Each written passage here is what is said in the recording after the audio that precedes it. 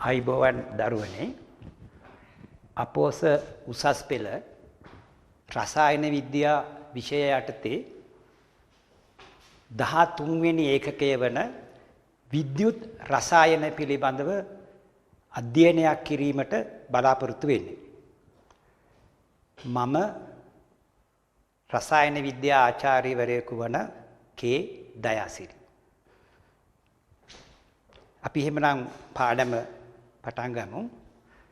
මේ තිරේ දැක්වෙන්නේ උසස් පෙළ විෂය නිර්දේශයට අදාළ 13 වෙනි එකේ සඳහා පවතින විද්‍යුත් රසායනයේ අයිති මාතෘකා කීපය. මෙන්න මේ අන්තර්ගතය තමයි අපි සාකච්ඡා කරන්න බලාපොරොත්තු වෙන්නේ. එහි විෂය මාතෘකා ටික වෙන් කරලා තියෙනවා. මුලින්ම අපි සන්නායකතාවය සම්බන්ධයෙන් කොටස තමයි සාකච්ඡා කරන්න බලාපොරොත්තු වෙන්නේ.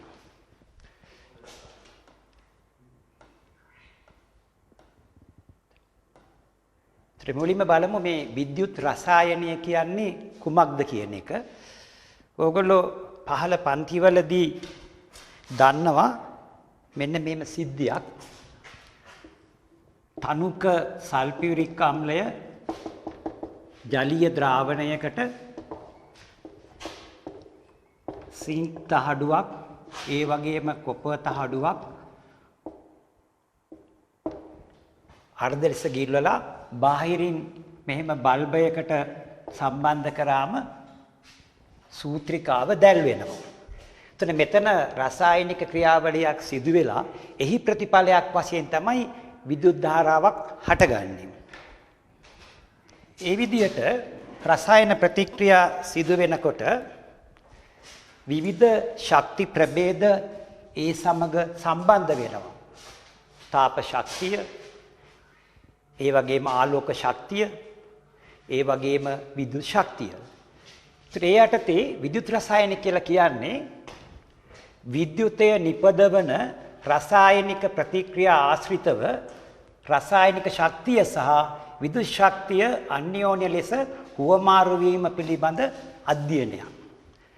එතකොට මේ අධ්‍යයනයේදී යොදාගනු ලබන රසායනික ප්‍රතික්‍රියා කාම රුෂ්ණත්වය යටතේ නැත්නම් අපි පරීක්ෂණ කළ තත්ත්වය යටතේ ස්වයං සිද්ධව සිදු වෙන්න ඕනේ. ඒකයි මේ සඳහන් වෙලා තියෙන්නේ. ස්වයං සිද්ධ ප්‍රතික්‍රියාවකින් නිදහස් වන ශක්තිය විද්‍යුතය එහෙම නැත්නම් විද්‍යුත් ශක්තිය බවට පරිවර්තනය වී ස්වයං සිද්ධ නොවන ප්‍රතික්‍රියාවක් සිදු කිරීමට භාවිතා කරනවා. මේ විශේෂිත පද්ධතිවලදී ඉලෙක්ට්‍රෝන හුවමාරුව සිදුවන්නේ ප්‍රධාන වශයෙන්ම ඔක්සිකරණ, ඔක්සිහරණ.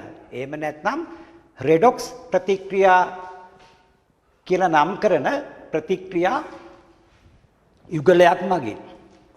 එතකොට මීට කලින් ඒකකවලදී ඔයගොල්ලෝ අහලා තියෙනවා රසායනික ප්‍රභේදයකින් ඉලෙක්ට්‍රෝන එකක් හෝ කීපයක් මුදාහැරීම ඔක්සිකරණය කියලා. ඒ වගේම ඉලෙක්ට්‍රෝන එකක් හෝ කීපයක් ලබා ගැනීම ඔක්සිහරණය කියලා. ඒ අනුව රෙඩොක්ස් ප්‍රතික්‍රියාවකදී ඔක්සිකරණ හා ඔක්සිහරණය වන යුගල් සම්බන්ධ කළ විට ඔක්සිකෘත ප්‍රභේදයේ සිට ඔක්සිහරිත ප්‍රභේදයේ වෙත ඉලෙක්ට්‍රෝන වලට ගමන් කරන්න පුළුවන් වෙනවා.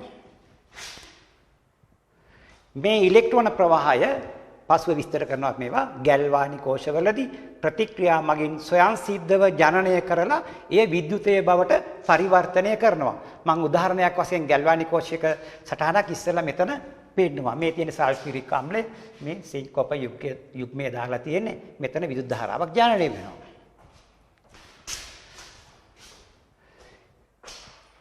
එසේම විද්‍යුත් විච්ඡේදන කෝෂවලදී ඒවා පසුව විස්තර වෙන්නේ බාහිර විද්‍යුත් ප්‍රභවයක් මගින් විද්‍යුත් ධාරාවක් යැවීමෙන් ස්වයං සිද්ධ නොවන ප්‍රතික්‍රියාවක් සිදු කිරීමට තැත් කරන්න පුළුවන්. උදාහරණයක් කිව්වොත් ජලීය සෝඩියම් ක්ලෝරයිඩ් ද්‍රාවණයක් කාබන් ග්‍රැෆයිට් ඉලෙක්ට්‍රෝඩ යොදලා බාහිරින් විද්‍යුත් ධාරාවක් සපයලා විද්‍යුත් විච්ඡේදනයකට සම්බන්ධ කරන්න පුළුවන්. ඒකයි මේකේ අදහස. කොහොම වුණත් මේ ඒකකයේ යටතේ අපි විද්‍යුත් රසායනයේදී රෙඩොක්ස් ප්‍රතික්‍රියාවල මූලික කරුණු, කියන්නේ ඔක්සිකරණ හරණ පිළිබඳ මූලික කරුණු, ගැල්වානි කෝෂ, විද්‍යුත් විච්ඡේදන කෝෂ සහ විදුත් විච්ඡේදනයේ යෙදීම් මෙම ඒකකයේදී විස්තර කරන්න බලාපොරොත්තු වෙනවා.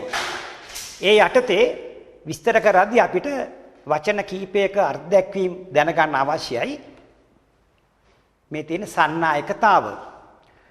යම් ද්‍රව්‍යයක් තුලින් විද්‍යුතය ගමන් කිරීමට ඇති හැකියාව වැදගත් ගුණයක් වෙනවා. ද්‍රාවණයක විද්‍යුත් සන්නායකතාව ගැන සලකා බැලීමට ප්‍රථමයෙන් පද කීපයක් අර්ථකථනය කරන්න සිදු වෙනවා. ඒකේ පළවෙනි එක තමයි මේ විද්‍යුත් ප්‍රතිරෝධය කියන එක. විද්‍යුත් ප්‍රතිරෝධය කැපිටල් R යන සංකේතය නිරූපණය කරන්නේ මයිනු ලබන්නේ ඕම් ඒකකයෙන්. අන්තර්ජාතික ක්‍රමයට ඕම් යන්න කිලෝග්‍රෑම් වර්ග මීටර යනට සමාන වෙනවා.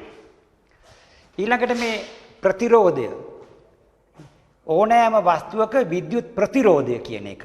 එහි දිගට අනුලෝමව සමානුපාත වෙනවා. දිග වැඩි වෙන්න ප්‍රතිරෝධය වැඩි වෙනවා. හරස්කඩට ප්‍රතිලෝමව සමානුපාතික වෙනවා. ඒ කියන්නේ R සමානුපාතයි 1යට ඒ කියන්නේ හරස්කඩට වර්ගඵලයට. ඒතර මේ සම්බන්ධක මෙතන තියෙන්නේ දිගට අනුලෝමවත් හරස්කඩට ප්‍රතිලෝමවත් සම්බන්ධ වෙනවා. එම නිසා අපිට මේ සම්බන්ධය ලියන්න පුළුවන් L යට A කියලා R සමානුපාතයි. සමානුපාතික ලක්ෂණ සඳහා මේම නියතයක් අපි යොදනවා සමානුපාතික නියතය. ඒක අපි හඳුන්වන්නේ ρ කියලා. සමානුපාතික නියතය ρ එහෙම නැත්නම් ප්‍රතිරෝධකතාව නැත්නම් විශිෂ්ට ප්‍රතිරෝධය ලෙස හඳුන්වනවා.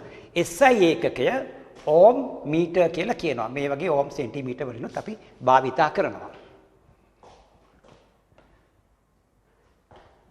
භෞතික වශයෙන් මීටර් එකක් දිග වර්ග මීටර් එකක හරස්කඩ වර්ගඵලයක් ඇති.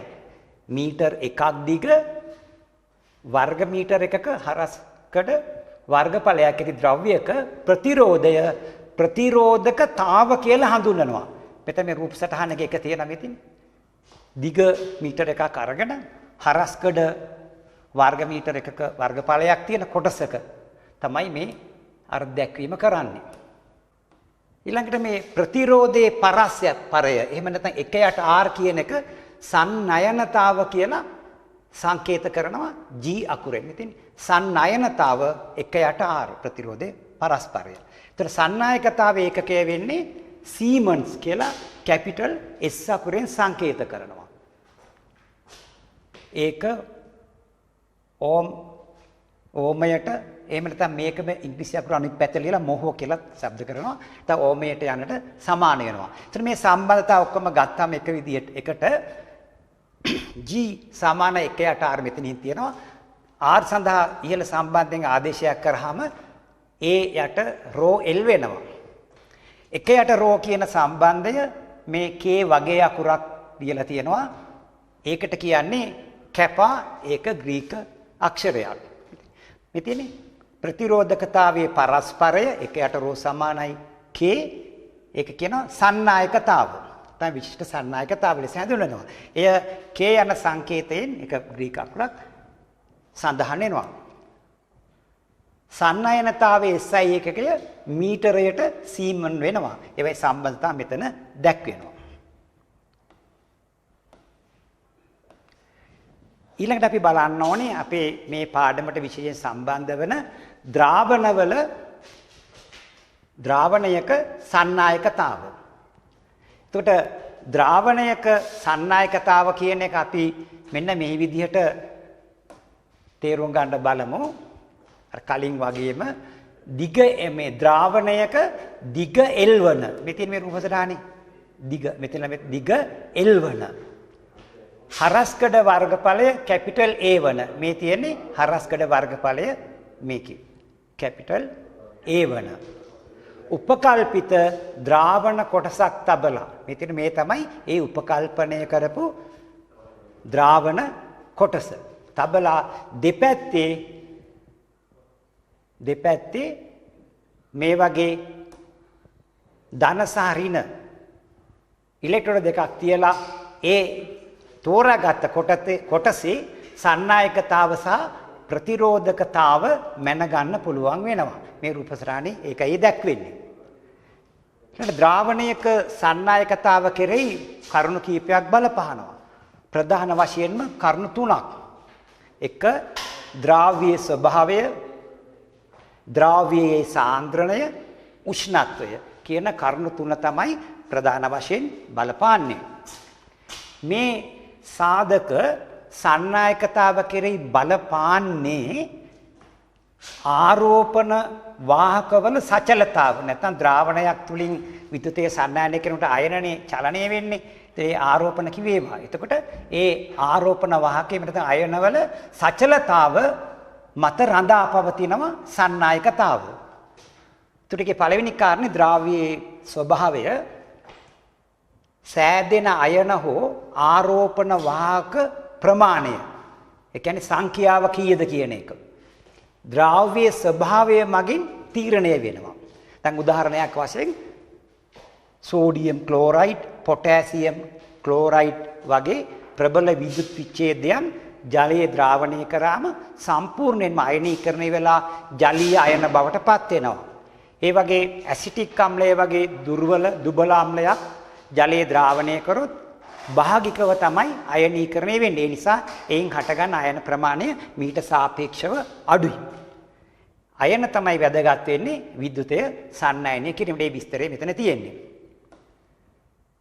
ඊළඟට නිදර්ශනයක් තියෙනවා මේසලුණු, ග්ලූකෝස්, විනාකිරි ජලීය ද්‍රාවණවල සන්නායකතාව ගැන අදහස් දක්වන්න. එතකොට දැන් අපි සාකච්ඡා කරා සෝඩියම් ක්ලෝරයිඩ් වලට පුළුවන් විද්‍යුතය සන්නායනය කරන ග්ලූකෝස් ජලීය ද්‍රාවණයකදී අයන නොසාදන නිසා අයනික ප්‍රවේද හදන්නේ නැති නිසා විද්‍යුත් සන්නායනය කරන්න බෑ. විනාකිරි යම් තාක් දුරට අයන හදන නිසා සන්නායනය කරන්න පුළුවන්. මේකට කියව ගන්න පුළුවන්. දෙවෙනි කාරණේ තමයි සාන්ද්‍රණය. ද්‍රාවණයක සන්නායකතාවයට බලපාන අනෙක් වැදගත් සාධකය සාන්ද්‍රණය. තනුක ජලීය ද්‍රාවණයක සාන්ද්‍රණය අඩු කරන විට ඒ සමග සන්නායකතාව අඩු වෙනවා.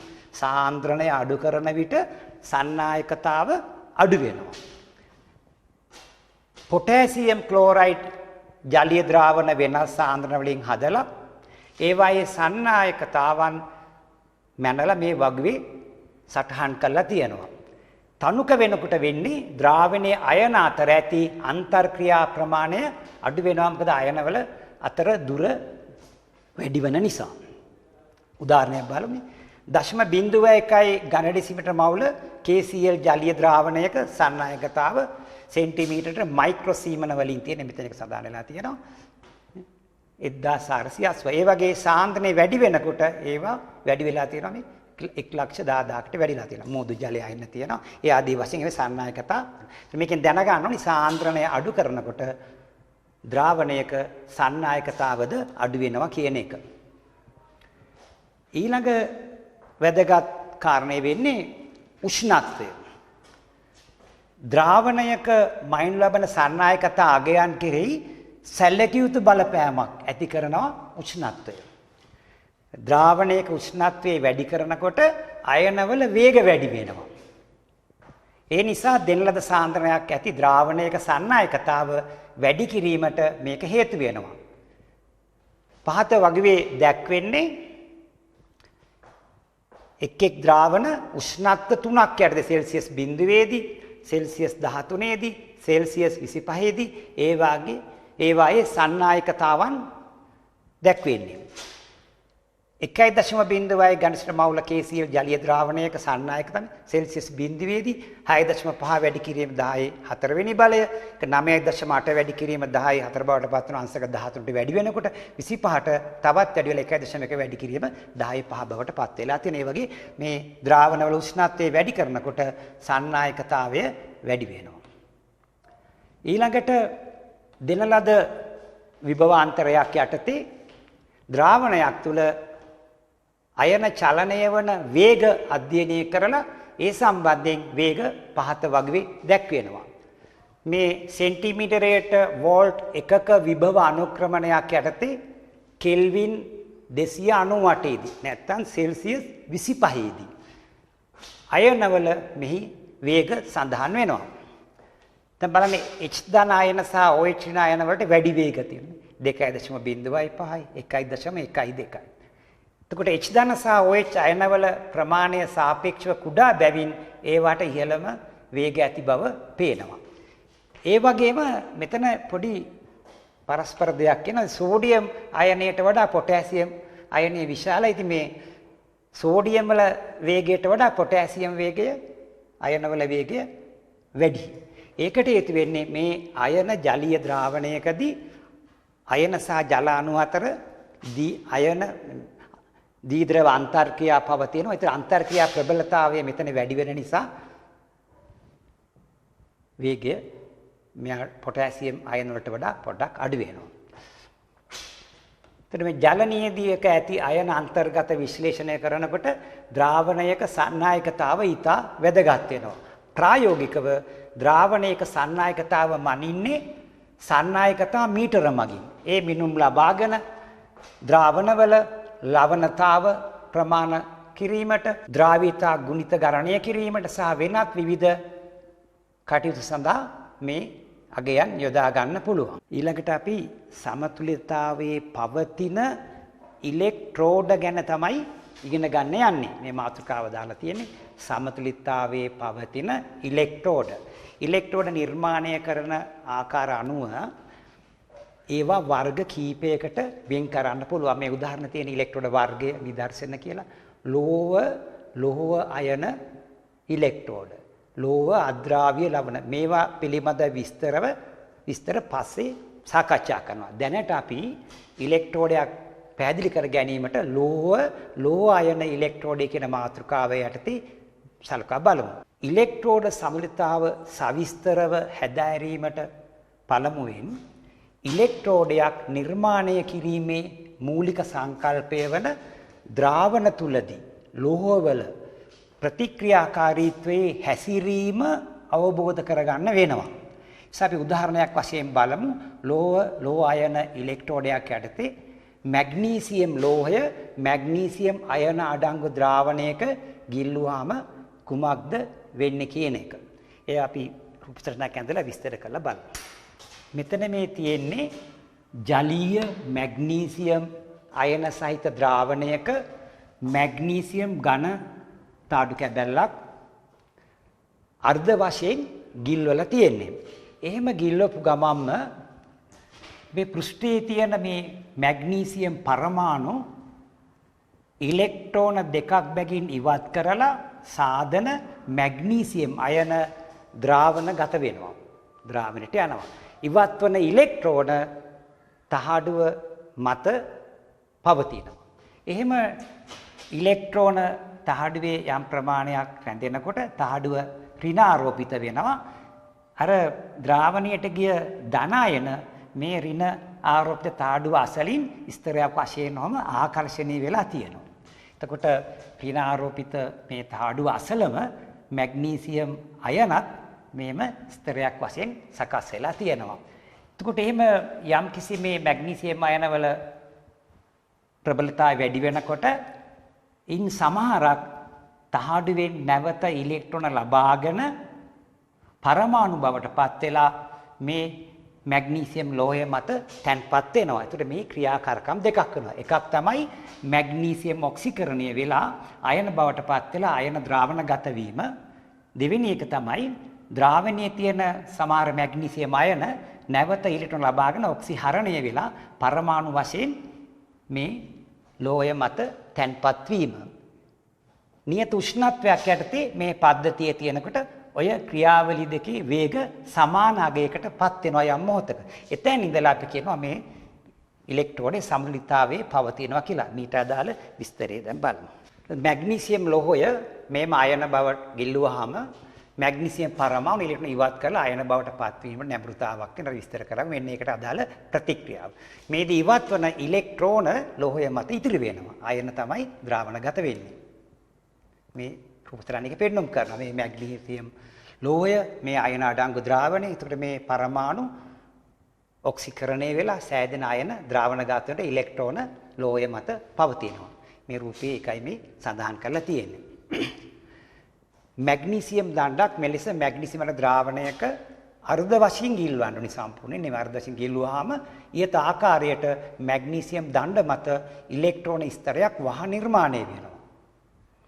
එය ද්‍රාවණයේ ඇති ධනාරෝපිත මැග්නීසියම් අයන ස්තරයකින් වට වෙනවා. ලෝහය මත ඇති ඍණාරෝපණ මගින් ධන අයන ආකර්ෂණය වන නිසා මේ ස්තර දෙක එකිනෙකට ආසන්නව පිහිටනවා. විරුද්ධ ආරෝපිත ප්‍රභේද අතර ආකර්ෂණ බල ප්‍රමාණවත් තරම් ඉහළ ගිය විට ඇතැම් ධනායන ගිලිහි ගිය ඉලෙක්ට්‍රෝන නැවත ලබා ගන්නවා. ඒ ලෝහ පරමාණු නැවත ලෝහ දණ්ඩ මත සවි වෙනවා. මම කලින් අර උපසරණි විස්තර කරපු විදිහට. මෙන්න මේකයි ඒ ඔක්සිහරණ ප්‍රතික්‍රියාව. මේ තියෙන්නේ ඔක්සිකරණ ප්‍රතික්‍රියාව.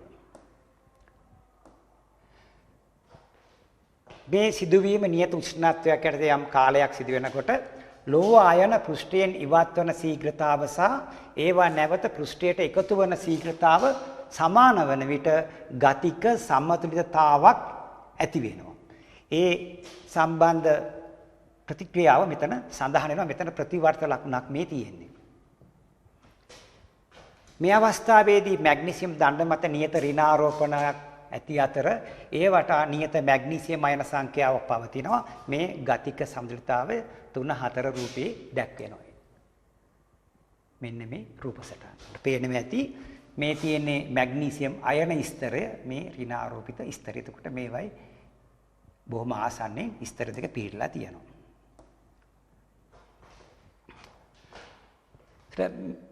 මැග්නීසියම් දණ්ඩ මත ඇති ඍණාරෝපණ ප්‍රමාණයත් ඒවට ඇති ධනාරෝපණ ප්‍රමාණයත් තුලිත වෙලා තියෙන්නේ. මෙවැනි තත්වයක් අත්කරගත් පද්ධතියක් ඉලෙක්ට්‍රෝඩයක් ලෙස අර්ථකථන. ඉලෙක්ට්‍රෝඩයක් කියලා අර්ථ දක්වන්නේ මේ වගේ සමතුලිතතාවයේ පවතින පද්ධතියක්. ලෝහයක් එහි අයන සමග ගතික සමතුලිතතාවයට එළඹී ඇති පද්ධතියක් ඉලෙක්ට්‍රෝඩයක් කියලා අර්ථ දක්වන්න පුළුවන්. ඒතර මේ සමතුලිතයේදී ආකාර දෙකක් පවතිනවා. එක් දිශාවකට මැග්නීසියම් ඔක්සිකරණය වන අතර අනෙක් දිශාවට මැග්නීසියම් අයන ඔක්සිහරණය වෙනවා. මින් දැක්වෙන්නේ සමස්ත පද්ධතිය ඔක්සිකරණ ඔක්සිහරණ යුග්මයක් ලෙස ක්‍රියා කරන බවයි දැක්වෙන්නේ.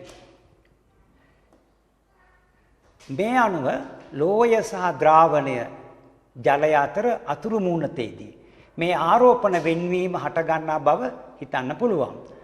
එතකොට ලෝහයේ සක්‍රියතාව අනුව ආරෝපණ වෙන්වීමට දක්වන නැඹුරුතාව තීරණය වෙනවා.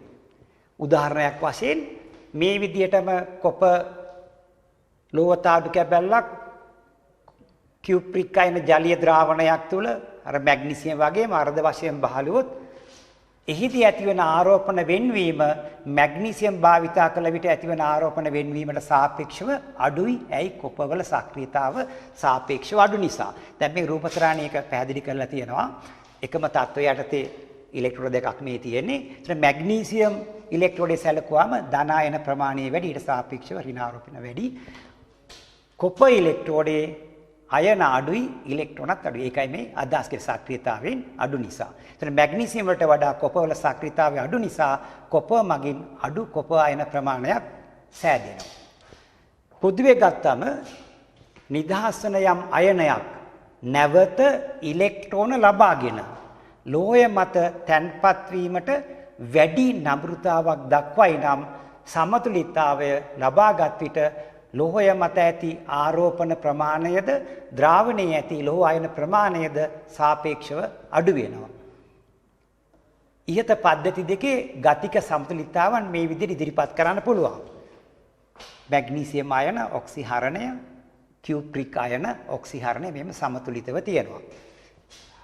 ඒකට මේ සමතුලිත අවස්ථා දෙකේ එකෙහි සමතුලිතතා ලක්ෂය කියන්නේ මෙන්න මේ සමතුලිතය මැග්නීසියම් ඉලෙක්ට්‍රෝඩේ සමතුලිතතා ලක්ෂය දෙකෙහි සමතුලිතතා ලක්ෂයට වඩා වම් පැත්තට මේ පැත්තට වඩා නැඹුරුව පවතිනවා. එතකොට කොප ඉලෙක්ට්‍රෝඩයට වඩා මැග්නීසියම් ඉලෙක්ට්‍රෝඩේ සමතුලිතතාවය වම් පැත්තට වැඩිපුර නැඹුරුව පවතී.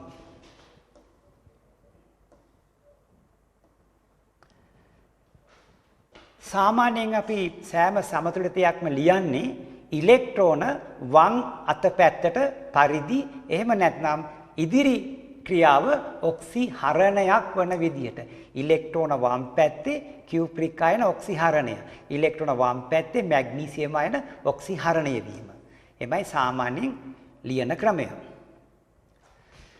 ඊට උදාහරණයේදී පද්ධති දෙකෙහි සමතුලිත ලක්ෂ එකිනෙකින් වෙනස් වෙනවා.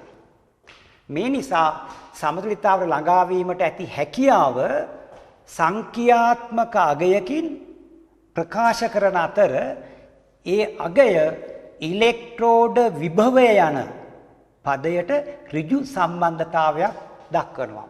තමයි වැදගත් වාක්‍යයක් එක්ක. පද්ධති දෙකේ සමතුලිතතා ලක්ෂ්‍ය එකිනෙකින් වෙනස්. මේ නිසා සමතුලිතතාවට ළඟා වීමට ඇති හැකියාව සංඛ්‍යාත්මක අගයකින් ප්‍රකාශ කරන අතර මේ අගය ඉලෙක්ට්‍රෝඩ විභවය යන පදයට ඍජු සම්බන්ධයක් තියෙනවා. සරලව කිව්වොත් ඒ සමතුලිත ලක්ෂවල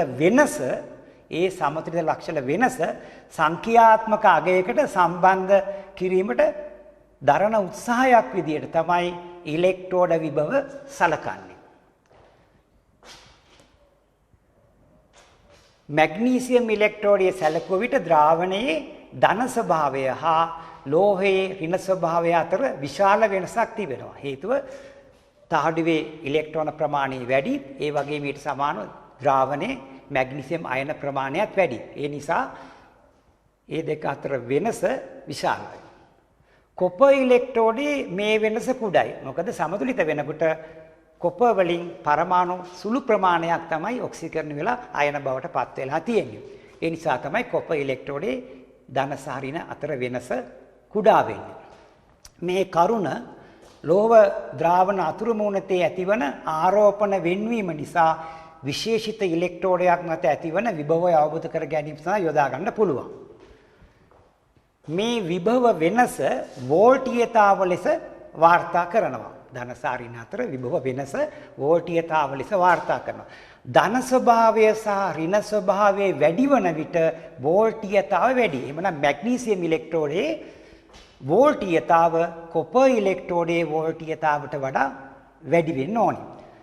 ඉතින් මේවා අපි ප්‍රායෝගිකව මනින්න ගියොත් වෝල්ට්මීටරයක් දාලා ඒවා ඒ ආකාරයෙන් මැනගන්න අපහසුයි, මැනගන්න බෑ. ඒකට හේතුව තමයි වෝල්ට්මීටරය සම්බන්ධ කරාම පරිපථය සම්පූර්ණ කිරීමේදී මෙන්න මේ විදිහට පරිපථය සකස් කරන්න වෙනවා.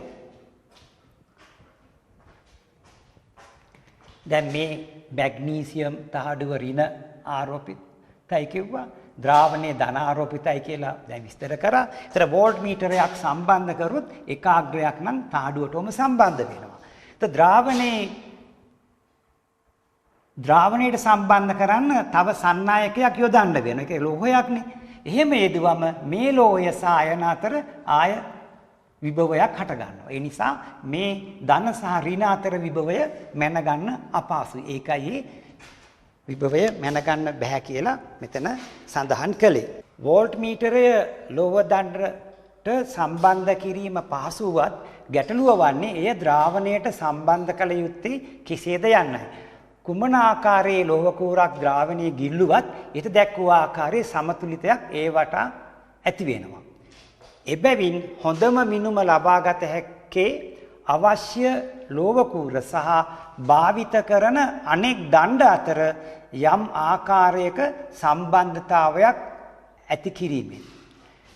මේකෙන් පේන්නේ ලෝහ දණ්ඩ හා ද්‍රාවණය අතර නිරපේක්ෂ විභවාන්තරය මැන ගැනීම අවශ්‍ය නොවන බවයි. ඒතර ලෝහ දණ්ඩ සහ ද්‍රාවණය අතරේ ඍණ සහ ධන අතර නිරපේක්ෂ විභවාන්තරය මැන ගැනීමට අවශ්‍ය නැහැ කියන එකයි එකෙන් අදහස් වෙන්නේ. ඒ නිසා අපි කරන්නේ සැසඳුම් ඉලෙක්ට්‍රෝඩය නමින් හඳුන්වන කියලා හඳුන්වන ප්‍රමිතිගත පද්ධතියක්, එකත් ඉලෙක්ට්‍රෝඩයක්. ප්‍රමිතිගත පද්ධතියක් සහ ඉහත පද්ධතිය අතර වෝල්ටීයතාව සංසන්දනය කිරීමක් පමණයි. ඒක අපිට ප්‍රමාණවත් වෙනවා. ඉස්සර ද්‍රාවණයට යොදන ලෝහ කූර වෙනුවට සැසඳුම් ඉලෙක්ට්‍රෝඩයක් භාවිතා කරනවා. සාමාන්‍යයෙන් ප්‍රමිතිගත පද්ධතියක් ලෙස භාවිතා කරන්නේ සම්මත හයිඩ්‍රජන් ඉලෙක්ට්‍රෝඩය. සම්මත හයිඩ්‍රජන් ඉලෙක්ට්‍රෝඩය. ඒක ඊළඟ රූප සටහනේ තියෙනවා. මේ තියෙන්නේ සම්මත හයිඩ්‍රජන් ඉලෙක්ට්‍රෝඩය.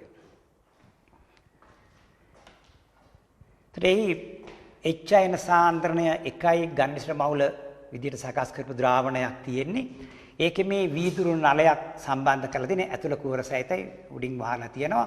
ඒ අක්ෂය ඔස්සේ ප්ලැටිනම් කම්බියක් ඒ වගේම පහළ ප්ලැටිනම් තහඩුවක් තියෙනවා. ඉහළ සිදුරෙන් මේ තුලට හයිඩ්‍රජන් වායුව ඇතුල් කරනවා.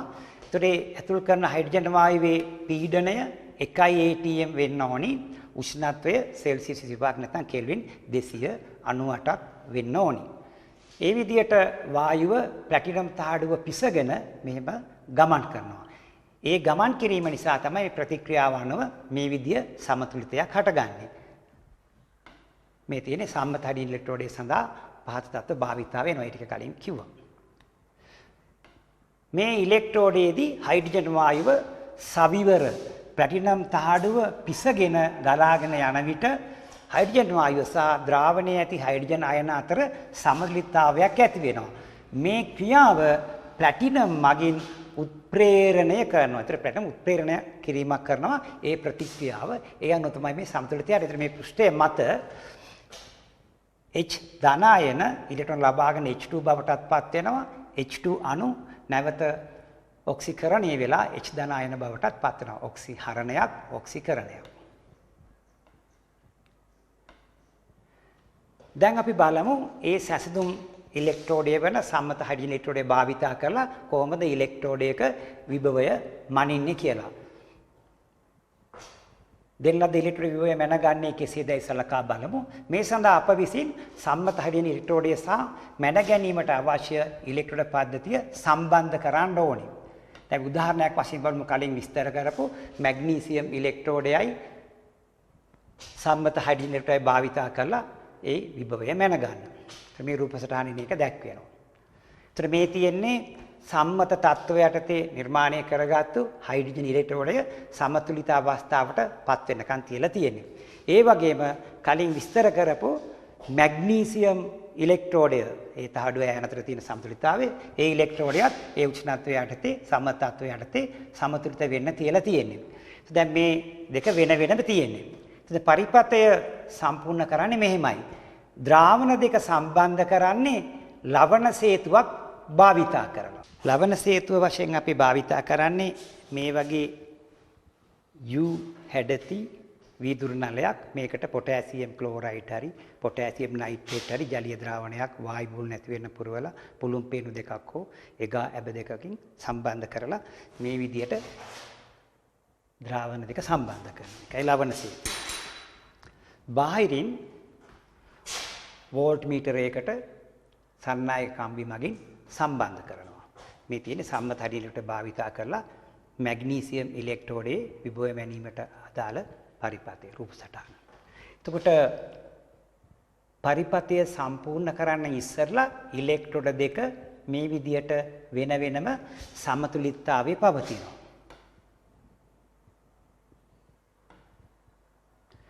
ලවණ සේතුව මගින් ද්‍රව සංදියක් ද්‍රාවණ දෙක අතර නිර්මාණය වන අතර එමගින් විද්‍යුත් පරිපතය සම්පූර්ණ වෙනවා. එය පොටෑසියම් නයිට්‍රේට් වැනි විද්‍යුත් විච්ඡේදයක ද්‍රාවණයක් පිරව වීදුරු නලයක් වෙනවා. ඒක මම පෙන්නවා. එතකොට එහෙම සම්බන්ධ කරාට පස්සේ අර දෙපැත්තේ තියෙන ද්‍රාවණ දෙක වෙන වෙනම සහිත පද්ධති දෙක අර්ධ කෝෂ ලෙස හඳුන්වනවා. අර්ධ කෝෂ දෙක ලෙස හඳුන්වනවා. මේදී ලවණ සේතුවට යොදා ගන්නා විද්‍යුත් විච්ඡේදය බීකරයේ ඇති ද්‍රව්‍ය සමග ප්‍රතික්‍රියා කරන්නේ නැති දෙයක් වෙන්න ඕනේ. මෙතන විස්තරය නැවත තියෙනවා. හයිඩ්‍රජන් වලට වඩා මැග්නීසියම් ලෝහයට අයන බවට පත්වීමේ හැකියාවක් තියෙනවා. ඒක කලින් විස්තර කරා. මේ නිසා මැග්නීසියම් අයන මැග්නීසියම් සමතුලිතය H ධන H2 සමතුලිතයට වඩා වම් දිශාවට බර වෙලා තියෙන්නේ. ඒක අපි කලින් ගත්ත සමීකරණයෙන් බැලුවොත් මේ තියෙන සමතුලිත දෙක. එතන මේකෙදී මැග්නීසියම් ඉලෙක්ට්‍රෝඩයේ සමතුලිත පරිපථය සම්පූර්ණ කරන්න ඉස්සලා මේ වම් පැත්තට බරව මේ පැත්තට වැඩියෙන් සම්බන්ධ බර වෙලා තියෙන්නේ හයිඩ්‍රජන් වල ඊට අඩුයි. මින් හැඟෙන්නේ ප්ලැටිනම් තහඩුවට වඩා මැග්නීසියම් මත ඉලෙක්ට්‍රෝන රැස් වෙන බවයි. එම නිසා ඉලෙක්ට්‍රෝඩ දෙක මත ආරෝපණ ප්‍රමාණයේ වෙනසක් ඇතිවන අතර එය යොදා ගනිමින් වෝල්ට් මීටර එක ආධාරයෙන් විභවය මැනගන්න පුළුවන් වෙනවා. ඊට ආකාරයෙන් මැනගත් විභවය මැග්නීසියම් අයන මැග්නීසියම් ඝන යන පද්ධතියේ සම්මත ඉලෙක්ට්‍රෝඩ විභවය ලෙස අපි හඳුන්වනවා. ලෝ අයන ඉලෙක්ට්‍රෝඩයක් සම්මත තත්වයට යටතේ ඇති හයිඩ්‍රජන් ඉලෙක්ට්‍රෝඩයක් සමග සම්බන්ධ කළ විට ඇතිවන විභව අන්තරය අර කලින් රූපතරාණි විදියට ඇතිවන විභව අන්තරය ඒ ලෝ අයන ඉලෙක්ට්‍රෝඩේ සම්මත ඉලෙක්ට්‍රෝඩ විභවය මේ සම්මත මේව නෝට් එකක් දාලා සංකේත කරනවා. මින් හැඟී යන්නේ සෑම සම්මත ඉලෙක්ට්‍රෝඩ විභව අගයක් මගින්ම හයිඩ්‍රජන් ඉලෙක්ට්‍රෝඩේ සමතුලිතතාවට සාපේක්ෂව සමතුලිත ලක්ෂය කතරම් දුරට වමට හෝ දකුණට නැඹුරු වී ඇද්දයි යන්න පෙන්වන බවයි. සමතුලිත අවස්ථාවේ අවස්ථා අතර ඇති වෙනස මගින් ලෝහ ඉලෙක්ට්‍රෝඩය මත සහ හයිඩ්‍රජන් ඉලෙක්ට්‍රෝඩයේ ප්ලැටිනම් මත ඇතිවන ඉලෙක්ට්‍රෝන ප්‍රමාණයේ වෙනස තීරණය වෙනවා. පරිපථය සම්පූර්ණ කළාට පස්සේ මෙහිදී ප්ලැටිනම් පෘෂ්ඨය මත ඇතිවන ඉලෙක්ට්‍රෝන සංඛ්‍යාව නොසැලකිය හැකි තරම් කුඩා කියලා සම්මත කරගෙන තියෙනවා. ඒ නිසා සම්මත හයිඩ්‍රජන් ඉලෙක්ට්‍රෝඩයේ විභවය කාමර උෂ්ණතාවයේ සම්මත තත්ත්වයටදී 0.0 වෝල්ට් 0.0 කියලා සලකනවා.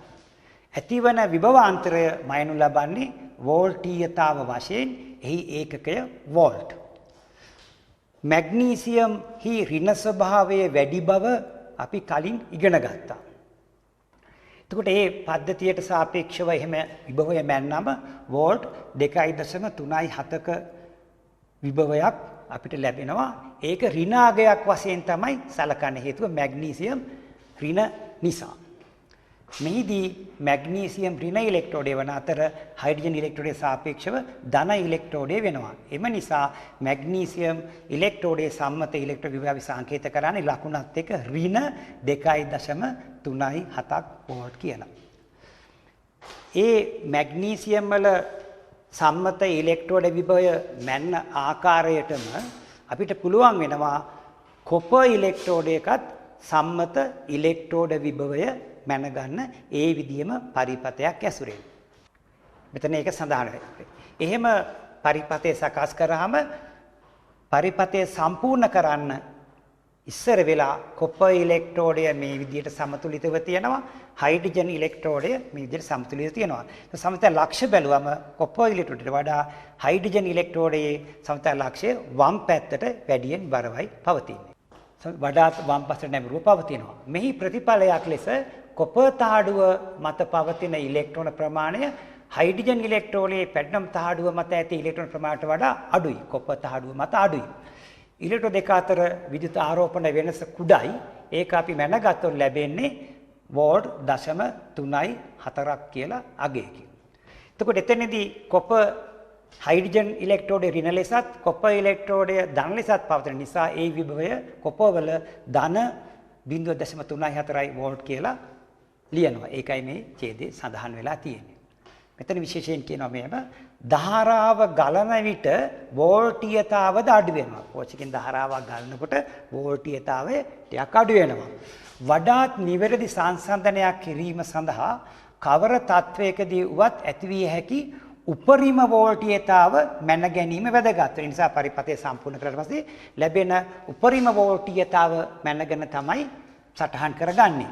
මේ අගය විද්‍යුත්ගාමක බලය කියලා හඳුන්වනවා. ඒක ඉදිරියේදී සාකච්ඡා වෙනවා. ඊළඟට මෙහෙම විවිධ ඉලෙක්ට්‍රෝඩවල සම්මත ඉලෙක්ට්‍රෝඩ විභවයන් මැනගෙන විද්‍යුත් රසායනික ශ්‍රේණිය කියලා අපි ශ්‍රේණියක් සකස් කරගන්නවා. විවිධ රෙඩොක්ස් සමතුලිතයන් ඒ වායේ සම්මත ඉලෙක්ට්‍රෝන විභවවල අනුපිළිවෙලට පෙළ ගැස්සුව විට අපට විද්‍යුත් රසායනික ශ්‍රේණිය ගොඩනංවන්න පුළුවන් වෙනවා. වඩාත් ඍණ විභව ඇති ඉලෙක්ට්‍රෝඩ විද්‍යුත් රසායනික ශ්‍රේණිය ඉහළින් පිහිටනවා. වඩාත් ධන විභව ඇති ඉලෙක්ට්‍රෝඩ පහළින් පිහිටනවා. දැන් උදාහරණයක් වශයෙන් එහෙමනම් මැග්නීසියම් ඉන්න ඕනි ඉලෙක්ට්‍රෝඩය ඒ ශ්‍රේණි ඉහළින් කොපර් ඉලෙක්ට්‍රෝඩයේ තියෙනවනේ ඊට පහළින් අපි බලමු එහෙම සකස් කරපු ශ්‍රේණිය. මේ තියෙන්නේ තෝරාගත් ඉලෙක්ට්‍රෝඩ වල සම්මත ඉලෙක්ට්‍රෝඩ කෙල්වින් 298 දී. ඉතින් මේ අපි විස්තර කරේ කලින් මැග්නීසියම් ඉලෙක්ට්‍රෝඩ ඒකේ විභවය ඍණ 2.36ක් කියලා තියෙනවා. කොපර් වල අපි 0.34ක් කියලා එතන ගත් මෙතන කොපර් වල ඔක්සිහරණ විභවය ධන 0.3. ඒ වගේ විවිධ ඉලෙක්ට්‍රෝඩ වල සම්මත ඉලෙක්ට්‍රෝඩ විභවයන් මැනලා තමයි මේ සඳහන් කරලා තියෙන්නේ. ඒතර හයිඩ්‍රජන් ඉලෙක්ට්‍රෝඩයේ විභවය අපි 0යි කියලා සැලකුවා. ඒ අනුව හයිඩ්‍රජන් වලට වඩා ඉහළින් තියෙන සෑම ඉලෙක්ට්‍රෝඩයකම සම්මත ඉලෙක්ට්‍රෝඩ විභවය ඍණාගයන් වශයෙන් උත් පහළ තියෙන වගේ ධනාගයන් වශයෙන් උත් තමයි දැක්වෙන්නේ. ඒතර සක්‍රියතාව ලෝහවල වැඩි වෙන්න ඍණ විභවය එන්න වැඩි වෙනවා. යකඩ, සීක්, මැන්ගනස් ආදී වශයෙන් සක්‍රියතාවය අඩු වෙනකොට මේ කොපර්, රත්රන්, ඒ වගේම සිල්වර් වල එහෙම ධනාගේ වැඩි වෙලා තියෙන ඍණාගේ අඩු වෙලා. මේක තමයි අපි භාවිතා කරන සම්මත ඉලෙක්ට්‍රෝඩ විභව සහිත විද්‍යුත් රසායනික ශ්‍රේණිය. ඊළඟට අපි මෙච්චර වෙලා සැලකුවේ ලෝහ අයන ඉලෙක්ට්‍රෝඩ. උදාහරණයක් වශයෙන් මැග්නීසියම් තාඩුවක් මැග්නීසියම් අයන ද්‍රාවණයක, කොපර් තාඩුවක් කොපර් අයන ද්‍රාවණයක ආදී වශයෙන් ඉලෙක්ට්‍රෝඩ දෙකක් ප්‍රධාන වශයෙන් සැලකුවා. අමතරව සම්මත හයිඩ්‍රජන් ඉලෙක්ට්‍රෝඩයක් සැලකුවා. ඊට අමතරව තව ඉලෙක්ට්‍රෝඩ වර්ග තියෙනවා. මේ තමයි ලෝහ අද්‍රාව්‍ය ලවණ ඉලෙක්ට්‍රෝඩ. ඒවා වර්ග දෙකයි.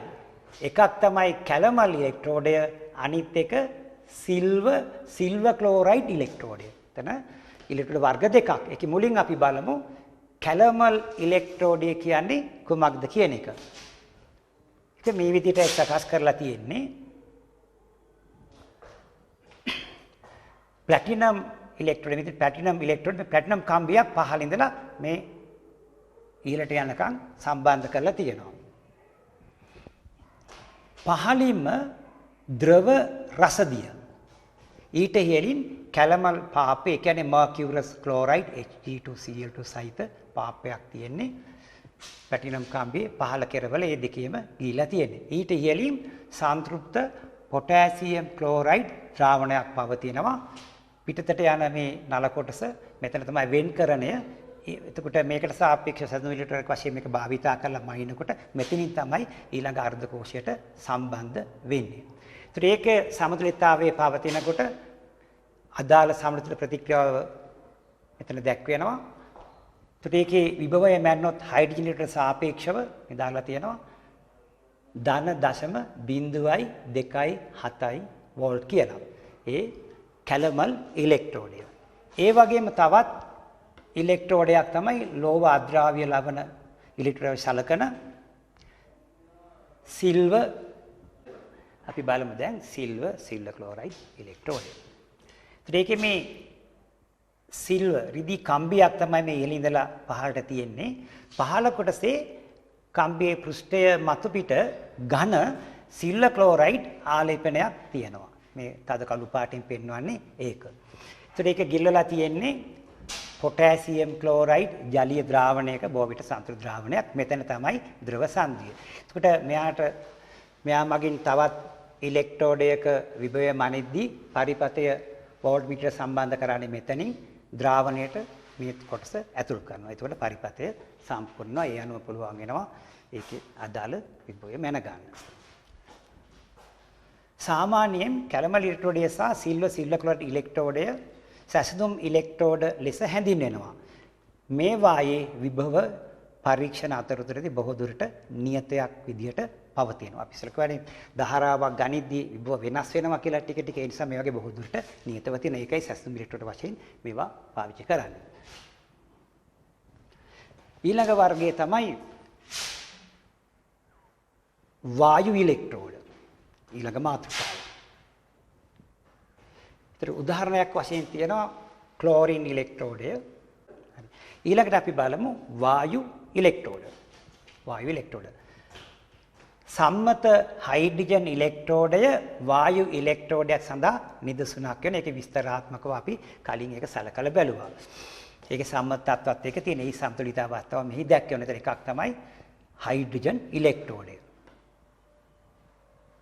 ඊළඟට ඒ විදිහටම අපිට නිර්මාණය කරගන්න පුළුවන් ක්ලෝරින් ඉලෙක්ට්‍රෝඩය. ඒතර සම්මත හයිඩ්‍රජන් ඉලෙක්ට්‍රෝඩය වගේම ක්ලෝරින් ඉලෙක්ට්‍රෝඩය නිර්මාණය කිරීමේදී හයිඩ්‍රජන් වායුව වෙනුවට ක්ලෝරින් වායුව භාවිතා කරනවා. අර සාන්ද්‍රණ ඒ උෂ්ණත්ව ඔක්කොම භාවිතා වෙන්නේ. ඒකයි ක්ලෝරින් උලේ. ඊළඟ වර්ගය තමයි රෙඩොක්ස් ඉලෙක්ට්‍රෝඩ. මේ වර්ගයේ ඉලෙක්ට්‍රෝඩ රෙඩොක්ස් ප්‍රතික්‍රියාවලදී නිතර හමු වෙනවා. රෙඩොක්ස් ඉලෙක්ට්‍රෝඩ වල ඔක්සිකරණය වන හා ඔක්සිහරණය වන ප්‍රභේද දෙකම ඔක්සිකරණය වන ප්‍රභේදයයි ඔක්සිහරණය වන ප්‍රභේදයයි යන දෙකම එකම ද්‍රාවණයක් තුල තියෙන්න ඕනේ. ඒකයි වෙනස. මේ දෙකම එකම ද්‍රාවණයක තියෙනවා. කලින් වෙන වෙනම ද්‍රාවණවල මේක එකේම තියෙන එක. ඒක වැදගත්. ප්ලැටිනම් කම්බියක් නැත්නම් ප්ලැටිනම් තහඩුවක් මගින් තමයි ද්‍රාවණය සම්බන්ධ කරන්නේ. මෙතන මේ විදිහ එකක් තියෙන්නේ. මේ තියෙන්නේ ෆෙරික් අයනයි ෆෙරස් අයනයි සමාන සාන්ද්‍රණ වලින් එක් කරපු ද්‍රාවණයක්. මෙතන ප්ලැටිනම් තහඩුවක් හෝ පැලීඩියම් තහඩුවක් තියෙනවා. ඒවා නිෂ්ක්‍රීය ලෝහ වශයෙන් ක්‍රියා කරන්නේ. ඒ සමතුලිතය මෙතන පෙන්නනවා. දැන් ෆෙරස් අයන පහසුවෙන් ඔක්සිකරණය වෙලා ෆෙරික් බවට පත් වුණාට ෆෙරික් අයන ඒ තරම් පහසුවෙන් ෆෙරස් අයන බවට පත් වෙන්නේ නැහැ. නමුත් ඒ සමතුලිතය එතන තියෙනවා. මේකේ විස්තරය තියෙන්නේ. ෆෙරස්, ෆෙරික්, රෙඩස් ඉලෙක්ට්‍රෝඩ පද්ධතිය. මම කිය විස්තර මෙතන තියෙන්නේ. ෆෙරස් අයන පහසුවෙන් ෆෙරික් අයන බවට ඔක්සිකරණය කළ හැකි අතර ෆෙරික් අයන ෆෙරස් අයන බවට ඔක්සිහරණය කිරීම තරමක් පහසු වෙන්නේ. අර තරම් පහසු වෙන්නේ නැහැ. ඒ සමතුලිතය මෙතන දක්වලා තියෙනවා. අර කලින් කිව්ව විස්තරයමයි මෙතන තියෙන්නේ. ඊළඟට අපිට තියෙනවා මේ ඉගෙනගත්ත ඉලෙක්ට්‍රෝඩ සම්මුතික අංකණයෙන් ඉදිරිපත් කරන්න. ඉලෙක්ට්‍රෝඩ සම්මුතික අංකණයෙන් දැක්වීම. ඒ සඳහා නීති කීපයක් තියෙනවා. ඒ නීති තමයි මෙතන මේ සඳහන් වෙන්නේ. ඒතර ඉලෙක්ට්‍රෝඩ සම්මුතික අංකණයෙන් දැක්වීමේදී කලාප දෙකක් භෞතික කලාප දෙකක් වෙන්වන මායිම සිරස් ඉරකින් මෙතන මේ වගේ ඉරකින් තමයි නිරූපණය කරන්නේ. දැන් උදාහරණයක් වශයෙන් සම්මත හයිඩ්‍රජන් ඉලෙක්ට්‍රෝඩය නිරූපණය කරොත් බලමු කලාප වෙන් කරලා තියෙන්නේ මේ වගේ සිරස් ඉරකින් මෙතන ප්ලැටිනම් ඝන තහඩුව එක කලාපයක්. ඒ පෘෂ්ඨය මත හයිඩ්‍රජන් අණු වායු කලාපය. ඉතින් කලාප දෙකක් නිසා සිරස් රේඛාවකින් වෙන් කරලා තියෙනවා. ඊළඟට හයිඩ්‍රජන් සහිත පෘෂ්ඨයේ ගිලී පවතින්නේ H ධන ආයන සහිත ජලීය ද්‍රාවණය. ඒක ද්‍රාවණ කලාපයක්. ඒකට වායු කලාපයක්, ද්‍රාවණ කලාපයක්. ඒ නිසා එතනත් සීමාව මේ වගේ සිරස් ඉරකින් වෙන් කරලා තියෙනවා. ඒක කලාප හිමි ඉරකින් වෙන් කරන්න ඕනේ. ඒ විදිහට අපි සකස් කරොත් ඔක්සිජන් ඉලෙක්ට්‍රෝඩය අර කලින් කියපු ක්ලෝරින් ඉලෙක්ට්‍රෝඩය වගේ නැත්නම් මේ හරි ඉලෙක්ට්‍රෝඩය වගේමයි මේ ප්ලැටිනම් මත ඔක්සිජන් තියෙනවා. OH ඍණායන ජලය. ඒකට කලාප තුනක් ඉරි තුනකින් වෙන් කරලා තියෙනවා. ඊළඟ වැදගත් කාරණය තමයි සෑම රසායනික ප්‍රභේදයක් අසලම ඒ ළඟම භෞතික අවස්ථාවන් සඳහන් කරන්න ඕනි. ඒ වගේම ඒ ද්‍රාවණවල තත්වත් සඳහන් කරන එක හොඳයි. මෙතන පැහැදිලි කරලා තියෙනවා මේ රෙඩොක්ස් ඉලෙක්ට්‍රෝඩය ගැන. එතකොට ප්ලැටිනම්, එතකොට ෆෙරස් අයන ජලීය ද්‍රාවණයක් සාන්ද්‍රණය ඝන ඩෙසිමීටර මවුල 1යි. ෆෙරික් අයන සාන්ද්‍රණය ජලීය ද්‍රාවණයක් ඝන ඩෙසිමීටර මවුල 1යි වගේ භෞතික අවස්ථාවයි තත්වයි ඒවයි සඳහන් කරන එක වැදගත්. විවිධ ඉලෙක්ට්‍රෝඩ සඳහා සම්මුති අංකණය උදාහරණ සහිතව පහළ වගුවක සාරාංශ කරලා තියෙනවා. මම දැන් මේ වගුව පෙන්නනවා. මේ තියෙන්නේ වගුව. එතකොට මේවා ඉන්න ගමන් කීප වතාවක් කියවලා මේවා අංකණය කරන විදිය බලා ගන්න පුළුවන් වෙනවා. ඉතින් ඉලෙක්ට්‍රෝඩ වර්ගය අපි ඉගෙන ගත්තා. ලෝහ ලෝහායන, ලෝහ අද්‍රාව්‍ය ලවණ, වායු ඉලෙක්ට්‍රෝඩ, රෙඩොක්ස් ඉලෙක්ට්‍රෝඩ මේවනේ අපි ඉගෙන ගත්තේ. ඒතර මේ වගේ සම්මුති අංකණය මේ සිංක් ඉලෙක්ට්‍රෝඩයට මෙතන තියෙනවා. සිල්වර් ක්ලෝරයිඩ්, කැලමල් ඉලෙක්ට්‍රෝඩය මේ. ඊළඟට වායු ඉලෙක්ට්‍රෝඩ, හයිඩ්‍රජන්, ඔක්සිජන්, ක්ලෝරින් ආදී වශයෙන් ගන්න පුළුවන්. මේ රෙඩොක්ස් ඉලෙක්ට්‍රෝඩ අපි ගත්තේ ෆෙරස් ෆෙරික්. මෙතන තියෙන ටින් වල ධන 2 සහ ධන 4 ස්ටැනස් ස්ටැනික් රෙඩොක්ස් ඉලෙක්ට්‍රෝඩයක් තියෙන. මේ වගේ යුගලයේ මෙතන සඳහන් වෙනවා. මේ තියෙන්නේ ඔක්සිහරණ අර්ධ ප්‍රතික්‍රියා ටික මෙහි සඳහන්. ඔකට ඒවා ඉන්න ගමන් කියවල ඒවා මතක තබා ගන්න. සාමාන්‍ය ප්‍රතික්‍රියා ලිවීම ගැනයි මෙතන සඳහන් වෙන්නේ සටහනේ. විද්‍යුත් රසායනික කෝෂයක ධාරාවක් ගලා යන විටදී කියන්නේ එතකොට සමතුලිත අවස්ථාවේ නෑනේ. ඒකයි මේ දාලා තියෙන්නේ. ධාරාවක් ගලා යන විටදී සමතුලිතතාවය නෑ. ඉලෙක්ට්‍රෝඩ ප්‍රතික්‍රියා තනි ඊතලයක් යොදා දක්වන්න ඕනේ. ඒතර කෝෂකින් ධාරාවක් ගන්නකොට ඒ සම්බන්ධ ප්‍රතික්‍රියා ලියනවා නම් මේ විදිහට තනි ඊතලයක් දාලා ලියන්න ඕනේ ප්‍රතික්‍රියාව. ඒත් ඉලෙක්ට්‍රෝන වෙන්වෙන් තනිවම හුදකලා වශයෙන් ඉන්නකොට ඉලෙක්ට්‍රෝන ප්‍රතික්‍රියා ලිවීමේදී ප්‍රතිවර්ත ඊතලයේ භාවිතා කරන්න ඕනේ. ඒක හොඳට මතක තියාගන්න. ඉලෙක්ට්‍රෝන ප්‍රතික්‍රියා ලිවීමේදී සෑම විටම රසායනික ප්‍රභේදවල භෞතික අවස්ථා දැක්වීම අනිවාර්ය වෙනවා. ඊට උදාහරණ දක්වා ඇති අන්දමට අර්ධ ප්‍රතික්‍රියාවල ඉලෙක්ට්‍රෝන විභව ඔක්සිහරණ විභව ලෙස දක්වලා තියෙනවා. ඊළඟට අපි තවත් වචන දෙක තේරුම බලන්න යන්නේ. කලින් ඔයගොල්ලෝ අහලා තියෙනවා ඔක්සිහාරක සහ ඔක්සිකාරක කියන ඒවා. ඒක අපි ඉක්මනින් බලමු. ඔක්සිහාරකයක් යනු වෙනත් රසායනික ප්‍රභේදයක් ඔක්සිහරණයට පාත්‍ර කරන ද්‍රව්‍යයක්. ඒකෙන් පෙනෙන්නේ ඔක්සිහාරකයා වෙනත් රසායනික ප්‍රභේදයකට ඉලෙක්ට්‍රෝන ලබා දෙනවා. ප්‍රතිලෝම වශයෙන් ඔක්සිකාරකයා වෙනත් ප්‍රභේදයකින් ඉලෙක්ට්‍රෝන ලබාගෙන එය ඔක්සිකරණයට භාජනය කරනවා. ඉහත විද්‍යුත් රසායනික ශ්‍රේණියට අනුව මැග්නීසියම් එහි අයන සාදමින් ඉලෙක්ට්‍රෝන මුදා හැරීම පහසුවෙන් සිදු කරනවා. මැග්නීසියම් පහසුවෙන් ඔක්සිකරණය වෙනවා. ඒ නිසා මැග්නීසියම් හොඳ ඔක්සිහාරකයක්. මැග්නීසියම් හොඳ ඔක්සිහාරකයක් පහසුවෙන් ඔක්සිකරණය වෙනවා. අනෙක් අතට අර ශ්‍රේණිය පහලින් හිටපු කොපර් පහසුවෙන් අයන බවට පත් නොවන බැවින් එහි අයන පහසුවෙන් ඉලෙක්ට්‍රෝන ලබාගෙන ලෝහමය කොපර් බවට පත් වෙනවා. ඒ නිසා කියුප්‍රික් අයන හොඳ ඔක්සිකාරකයක් වෙනවා. ඉලෙක්ට්‍රෝන ලබාගෙන කොපර් පරමාණු බවට පත් වෙනවා. මින් අදහස් වන්නේ විද්‍යුත් රසායනික ශ්‍රේණී ඉහළ ඇති ඍණ ඉලෙක්ට්‍රෝන බව ඇති ඒවා ලෝහ පහසුවෙන් ඉලෙක්ට්‍රෝන පිට කරන බවත් හොඳ ඔක්සිහාරක බවත්. ශ්‍රේණිය ඉහළ ඉන්න ඒවා හොඳ ඔක්සිහාරක. ශ්‍රේණියේ ඉහළට යත්ම ඔක්සිහාරක ගුණ තවත් වැඩි වෙනවා. ඒතර යකඩ වලට වඩා සිංක් වල ආදී වශයෙන් මැග්නීසියම් වල වැඩි වෙලා යනවා. වෙනත් ආකාරයකින් ශ්‍රේණිය පහළ ඇති ලෝහ වල අයන පහසුවෙන් ඊට ලබා ගන්නවා. ඒ නිසා මේවා හොඳ ඔක්සිකාරක වෙනවා. ශ්‍රේණියේ පහළට යන විට ලෝහ අයනවල ඔක්සිකාරක ගුණ තවදුරටත් වැඩි වෙනවා. හරණය පහසු වෙනවා. වෙනත් ආකාරයකින් කිව්වොත් වඩා ඍණ ඉලෙක්ට්‍රෝන විභවයක් ඇතිනම් සමතුලිත ලක්ෂය වම් පසට බරව පවතිනවා. කලින් මම විස්තර කරා. ලෝහය ඉලෙක්ට්‍රෝන මුදා හැරීමට වැඩි නැඹුරුතාවක් දක්වනවා. මේ අනුව වඩාත් ඍණ ඉලෙක්ට්‍රෝන විභවයක් අගයන්නේ නැති විශේෂිත ප්‍රභේද වඩාත් හොඳ ඔක්සිහාරක වෙනවා. මේ තේරුමයි මෙතන තියෙන්නේ. ශ්‍රේණියේ පහළ ඇති ප්‍රභේද මීට විරුද්ධ ආකාරයක් ක්‍රියා කරමින් හොඳ ඔක්සිකාරක ලෙස ක්‍රියා කරනවා. ඒ නිසා ඍණ ඔක්සිහරණ විභව ඇති සෝඩියම්, මැග්නීසියම් ආදී ලෝහ මූලද්‍රව්‍ය ආකාරයෙන් පැවැතීමට වඩා අයනික ආකාරයෙන් පැවැතීමට වැඩි කැමැත්තක් දක්වනවා. ප්‍රතික්‍රියාකාරීත්වය වැඩි. ඒතර මේවා පරිසරයේ නිදහස් මූලද්‍රව්‍ය වශයෙන් තියෙන ඒවා අයන සහිත සංයෝග වශයෙන් තමයි පවතින්නේ. සම්මත හයිඩ්‍රජන් විභවයට වඩා පහළින් ලැයිස්තුගත කර ඇති ප්‍රභේද සඳහා මෙහි විරුද්ධ අදහස ගන්න පුළුවන්. ලෝහ දෙකක් ස්පර්ශව ඇති විට වඩා ඍණ සම්මත ඉලෙක්ට්‍රෝන විභවයක් ඇති ලෝහය අයනික ආකාරයට පත්වීමට වැඩි කැමැත්තක් දක්වනවා. අනෙක් ලෝහයේ අයන ඔක්සිහරණය කිරීමට සමත් වෙනවා. අපි බලමු ඊළඟට විද්‍යුත් රසායනික කෝෂ කියන්නේ මොනවද? ඒවා කොහොමද නිර්මාණය කරගන්නේ කියන එක.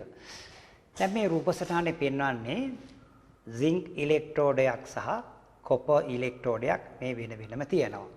ද්‍රාවණ දෙක ලවණ සේතුවකින් සම්බන්ධ කරලා තියෙනවා. වෝල්ට් මීටරයකින් බාහිර පරිපථයේ සන්නායකය මගින් සම්බන්ධ කරලා තියෙනවා. සම්මත හයිඩ්‍රෝඩය විවිධ ඉලෙක්ට්‍රෝන සමග සම්බන්ධ කර සම්මත ඔක්සිහරණ විභව මැන ගන්න ආකාරය සැලකුවා අපි කලින්. සිංක් අර්ධකෝෂය සහ කොපර් අර්ධකෝෂය වෝල්ට් මීටරයක් කරා සම්බන්ධ කරන විදිය මේ රූප සටහනේ දැක්වෙනවා. සිංක් සහ කොපර් අර්ධකෝෂ සම්බන්ධ කිරීමෙන් සාදාගත් විද්‍යුත් රසායනික කෝෂයක් තමයි මේ රූප සටහනේ පෙන්වුම් කෙරෙන්නේ. ඉලෙක්ට්‍රෝන දෙකක් විද්‍යුත් විච්ඡේදයක් සමග ස්පර්ශව ඇති ඉහත ආකාරයේ ඇටෝමක් විද්‍යුත් රසායනික කෝෂයක් කියලා හඳුන්වනවා. විද්‍යුත් රසායනික කෝෂයක පොදු විද්‍යුත් විච්ඡේදයක් හෝ වෙනස් විද්‍යුත් විච්ඡේද දෙකක් තියෙන්න පුළුවන්. මේ වගේ වෙන වෙනම විද්‍යුත් විච්ඡේද දෙක තියෙනවා. නැත්නම් එකම විද්‍යුත් විච්ඡේදයක් තුළ ලෝහතාඩු දෙකක් සම්බන්ධ කරලා තියෙන්නත් පුළුවන්. පසුව සඳහන් කළ ආකාරයේ කෝෂයක විද්‍යුත් විච්ඡේද ලවණ ලවණ සේතුවකින් සම්බන්ධ කරන්න ඕනේ. එකිනෙකට වෙනස් විද්‍යුත් විච්ඡේද දෙකක් අතර ඇතිවන විභව වෙනස ද්‍රව සංදි විභවය ලෙස හඳුන්වනවා. මේ ද්‍රාවණ දෙක අතර විභව වෙනස අපි හඳුන්වනවා ද්‍රව සංදි විභවය කියලා. කෙසේ වුවත් මේ විභවය විද්‍යුත් විච්ඡේදය දෙක මේ විදිහට ලවණ සේතුවක් මගින් සම්බන්ධ කිරීමෙන් අවම කරගන්න පුළුවන්. ද්‍රව සංදි විභවය අවම වෙනවා ලවණ සේතුවක් මගින් ද්‍රාවණ දෙක සම්බන්ධ කරාම. ලවණ සේතුවක් සාධගන විදිය කලිනුත් පැහැදිලි කරා. මෙතනත් සඳහන් වෙනවා ලවණ සේතුවක් අනිවාර්යයෙන්ම ඒකාර එදීම ජෙලි බවට පත් කරන ලද KCl පොටෑසියම් නයිට්‍රේට් වැනි විද්‍යුත් විච්ඡේදයක් අඩංගු U හැඩති නලයක් මම කලිනුත් පෙන්වනවා. මෙන්න මේ වගේ නලයකට පුරවලා එහෙම සම්බන්ධ කරගන්න පුළුවන්. එහෙම නැත්නම් මේ ආකාරයේ ද්‍රව සංදියක් පාරගම්‍ය පටලයකින් නැත්නම් ප්‍රාචීරයකින් නැත්නම් සවිවර වෙන්කරණයකින්ද සාදා ගන්න පුළුවන්. එකම භාජනයක් අරන් සවිවර පටලයක් කියලා දෙපැත්තේ ද්‍රාවණ දෙක යොදන්නත් පුළුවන්. එතකොට ඒවා තුලින් ආයන වලට ගමන් කරන්න පුළුවන් වෙනවා. දැන් මේ හදාගත්තු විද්‍යුත් රසායනික කෝෂයේ පරිපථය සම්පූර්ණ කරන්න ඉස්සර වෙලා සිංක් ඉලෙක්ට්‍රෝඩය මේ විදිහට සමතුලිතතාවයේ පවතිනවා. කොපර් ඉලෙක්ට්‍රෝඩයත් මේ විදිහට සමතුලිතතාවයේ පවතිනවා. සිංක් සදා ඍණ ඉලෙක්ට්‍රෝන විභාගයක් තිබීමෙන් පෙනෙන්නේ එයට හයිඩ්‍රජන් වලට සාපේක්ෂව ඉලෙක්ට්‍රෝන මුදා හැරීම පහසු බවයි. කලින් විස්තර කරා. කොපර් වලට ධන අගයක් පෙන්වන්නේ එයට හයිඩ්‍රජන් වලට සාපේක්ෂව ඉලෙක්ට්‍රෝන මුදා හැරීම අපහසු බවයි. මේ ඉලෙක්ට්‍රෝන දෙකේ සමතුලිතතාව කෙලින්ම සංසන්දනය කිරීමට ඉඩ සැලසුවා. සිංකී සමතුලිතතාවය කොපර්ගේ සමතුලිතතාවයට වඩා වම් පසට නැඹුරුව පවතින්නේ. ඒක කලින් අපි පැහැදිලි කරපුවා. එබැවින් සිංක් ඉලෙක්ට්‍රෝඩය ඍණ ලෙසත් කොපර් ඉලෙක්ට්‍රෝඩය ධන ලෙසත් සාපේක්ෂව වෝල්ට් මීටරය මගින් දක්වනවා. එයින් දක්වන්නේ ඒ ඉලෙක්ට්‍රෝන දෙක අතර විභව වෙනසයි. ඒතර අපි වෝල්ට් මීටරයෙන් මැනගත්තොත් ඒ ඉලෙක්ට්‍රෝන දෙක අතර විභව වෙනස කියව ගන්න පුළුවන් වෙනවා. සාමාන්‍යයෙන් ඉහළ ප්‍රතිරෝධයක් ඇති වෝල්ට් මීටරයක් භාවිතා කිරීමෙන් පරිපථය හරහා ධාරාවක් ගැලීම වළක්වා ගන්න පුළුවන්. වෝල්ට් මීටරයක් නොමැතිව විද්‍යුත් පරිපථය සම්බන්ධ කරොත් නිකම්ම සන්නායකයකින් සම්බන්ධ කරොත් වැඩිපුර ඉලෙක්ට්‍රෝන රැස් වී ඇති අග්‍රය කියන්නේ සිංක් අග්‍රයේ ඉඳලා ඉලෙක්ට්‍රෝන අඩුවෙන් රැස් වී ඇති අග්‍රය වෙන කොපර් වෙතට ඉලෙක්ට්‍රෝන ධාරාවක් ගමන් කරනවා. මෙසේ ගලා යන ඉලෙක්ට්‍රෝන ප්‍රවාහය තමයි විද්‍යුත් ධාරාවක් කියලා අපි සලකන්නේ. අපි මේ රූප සටහනකින් පොඩ්ඩක් ඒක ආපහු බලමු. මේ දැක්වෙන්නේ අර විද්‍යුත් රසායනික කෝෂයේ දල සටහනක්. එතකොට වෝල්ට් මීටරයකින් මෙහෙම සම්බන්ධ කරාම විද්‍යුත් ධාරාවක් ගලා නොයන තරම්. එතකොට මේ තාරු දෙක අතර ලැබෙන විභව වෙනස එතනින් කියව ගන්න පුළුවන් වෙනවා. එහෙම වෝල්ට් මීටරයක් නැතුව මේක සන්නායකකින් සම්බන්ධ කරොත් වෙන්නේ එතකොට සිංක් තහඩුව ඍණ කිව්වා කොපර් තහඩුව ධන කිව්වා. ඒ නිසා සිංක් තහඩුවේ ඉඳලා ඉලෙක්ට්‍රෝන කොපර් තහඩුව වෙතට ගමන් කරනවා. එහෙම ගමන් කරද්දී මේ අර්ධ කෝෂ දෙකේම තිබ්බ සමතුලිතතාවය බිඳ වැටලා මේ සිංක් තහඩුව දිගටම මේ විදිහට ඔක්සිකරණයකටපත් වෙනවා.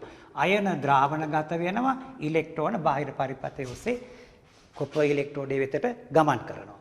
ඒතර එතනදි වෙන්නේ කොපර් ඉලෙක්ට්‍රෝඩය ඇතුළේදී සන්නායක පද්ධතිය ඔස්සේ එන ඉලෙක්ට්‍රෝන ද්‍රාවණයේ තියෙන කියුප්‍රික් අයන ලබාගෙන කොපර් පරමාණු බවට පත් වෙනවා. ඔක්සිහරණයක් සිදු වෙනවා. මේ පරමාණු මේ පෘෂ්ඨය මත කොප තහඩුව මත තැන්පත් වෙනවා. එතකොට මේකේ ධාරාවක් ගලාගෙන යද්දී සිංක් ඉලෙක්ට්‍රෝඩය දිගටම ඔක්සිකරණය වෙනවා.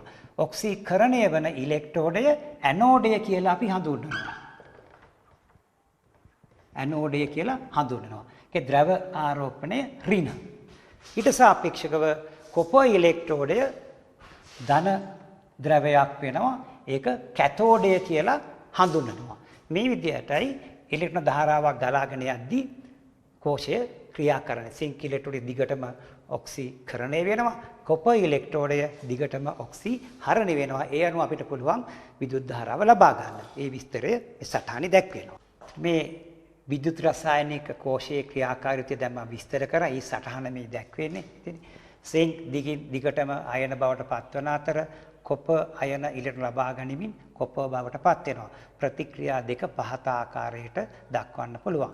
කලින් සඳහන් කළා වගේ කෝෂ ප්‍රතික්‍රියා ලියනකොට ධාරාවක් ගනිද්දී මේ ඊතල තනි දිශාවකට යොමු වෙන්න ඕනි. ධාරාවක් ගන්න නැති වෙලාවේ සමතුලිතව තියෙනකොට තමයි ප්‍රතිවර්ත ලකුණ දැනෙන්නේ. ඒ අනුව සුද්ධ ප්‍රතික්‍රියාව වෙන්නේ සිංක් අයන වශයෙන් ද්‍රාවණයට පිවිසීමත් එහිදී පිටවන ඉලෙක්ට්‍රෝන කොපර් අයනයට ලබා දී ඒවා කොපර් ලෝහය බවට පත්වීමත් බව සමස්තයක් වශයෙන් පෙන්වන්න කරන්න පුළුවන්. මෙතන එක ලියලා තියෙනවා. ඉලෙක්ට්‍රෝන වැඩි සංඛ්‍යාවක් ඇති ස්ථානයක සිට, ඒ කියන්නේ සිංක් ඉලෙක්ට්‍රෝඩේ ඉඳලා ඉලෙක්ට්‍රෝන අඩු සංඛ්‍යාවක් ඇති ස්ථානය කොපර් කරා ඉලෙක්ට්‍රෝන ගමන් කරනවා කියන එකයි මේකෙන් පෙන්වන්න කරන්නේ. අප විසින් අර්ධ කෝෂ ප්‍රතික්‍රියා ලෙස හඳුන්වනු ලබන මෙන්න මේ ප්‍රතික්‍රියා දෙක එකතු කරලා අපිට පුළුවන්කම ලැබෙනවා සමස්ත කෝෂ ප්‍රතික්‍රියාව ලියන්න. එතකොට කැතෝඩය කියන්නේ ඔක්සිහරණය වන අර්ධ ප්‍රතික්‍රියාව සිදුවන ඉලෙක්ට්‍රෝඩය. ඇනෝඩය කියන්නේ ඔක්සිකරණ අර්ධ ප්‍රතික්‍රියාව සිදුවන ඉලෙක්ට්‍රෝඩය. ඒ අනුව ප්‍රතික්‍රියා දෙක ලියලා මේ දෙක එකතු කරලා මේ අවසාන වශයෙන් අරන් තියෙනවා කෝෂ ප්‍රතික්‍රියාව. ඒක තනි ඊතලයකින් දැක්වෙන ධාරාවක් ලබා ගන්න. ගැල්වානි කෝෂවල ඔක්සිකරණ හා ඔක්සිහරණ අර්ධ ප්‍රතික්‍රියා කෝෂයේ ක්‍රියාත්මක බව සඳහා වගකිය යුතු වෙනවා. කියන්නේ ඔක්සිකරණය සහ ඔක්සිහරණය ඇසුරෙන් තමයි විද්‍යුත් ධාරාවක් ජනනය වෙන්නේ, ඉරණ ධාරාවක් ජනනය වෙන්නේ.